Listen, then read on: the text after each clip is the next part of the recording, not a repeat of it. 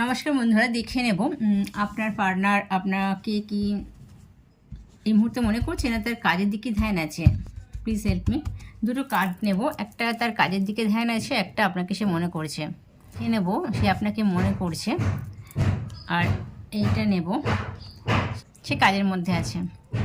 দেখুন, দি tower card, এখানে তার মনের মধ্যে প্রচণ্ড ফ্যাকচুয়েট ব্যাপার চলছে এবং প্রচণ্ড টেনশানে আছে। তার মধ্যে কিন্তু কোনো কিছু ভালো চলছে না। তিনি কি করবেন অ্যাকচুয়ালি তিনি কিছু ভেবে উঠতেই পারছে না। আশপাশের মানুষজন খুব একটা ভালো যাচ্ছে না, তাকে প্রচণ্ড আঘাত দিচ্ছে, বা ইভেন এখানে কিন্তু তাকে আঘাত দিচ্ছে, ভগবানের তরফ থেকে আঘাতটা আসছে। আর তার মন কিন্তু ভালো নয়, তবে তার মধ্যে থেকে খারাপ জিনিসগুলো বেরিয়ে যাচ্ছে, সে রিয়েলাইজেশন করছে বা করবে না। নিজেই যখন নেগেটিভ এনার্জির মধ্যে থাকে তো পজিটিভ কীভাবে বলুন। আর এখানে কাজের ব্যাপারে দেখুন, পরিশ্রম প্রচণ্ড করছেন, প্রচণ্ড মেহনত করছেন, আর গ্রোথ আছে প্রচণ্ড। আর দুটো ক্ষেত্রে সে মানে খুব একটা ভালো নেই। আপনাকে সে মনেও ঠিক মতো করে করছে, অথচ আপনাকে সেরকমভাবে আপনাকে স্থান দিতে পারছে না, তার জায়গায় কী করে হয়ে উঠতে পারছে না, আবার ছাড়তেও পারছে না। আর দিমাগ বা তার হৃদয় বলুন একদম ডিস্টার্ব হয়ে আছে। তিনি এখানে কিন্তু কেতুর একটু রেমেডি করা দরকার আছে, কারণ জাগৃতির প্রয়োজন আছে। যেখানে মানুষ একটা জায়গায় গিয়ে থামে, বিশ্লেষণ করার একটা সুযোগ এখানে এসেছে, একটু নিজের দিকে তাকাবার সময় এসেছে। সে নিজের মধ্যে যে প্রবলেম, নিজের মধ্যে যে খারাপ খারাপ দিক আছে, প্রত্যেকটা মানুষের মধ্যে ভালো মন্দ থাকে, সবাই আমরা পিওর একদম খাঁটি নয়, আমাদের মধ্যে ভালো খারাপ সব থাকে।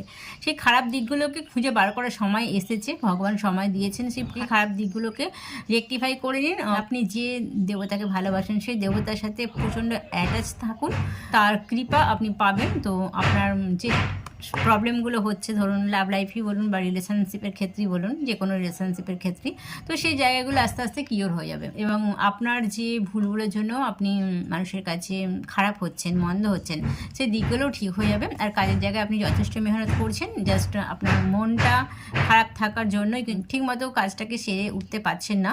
তো সেই জায়গার জন্য আপনি চন্দ্রের রেমেডি করুন, আর আপনি কেতুগুড়ের রেমেডি করুন।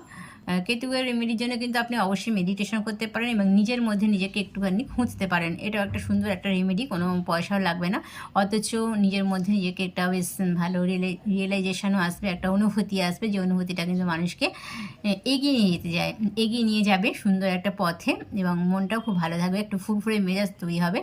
চন্দ্রমার সাথে কিন্তু এই মেডিটেশনেরও কিছুটা যুক্ত থাকছে। তো আপনারা অবশ্যই, আজকে পূর্ণিমা আছে, আজকাল পূর্ণিমা আছে, তো আপনারা সেই চন্দ্রের কিছু রেমেডি করুন।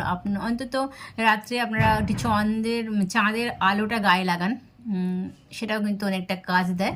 আর যদি তার বীজ মন্ত্র করতে পারেন করুন। সকালের দিনটা আমি এখানে রাখলাম। Thank you. ওকে।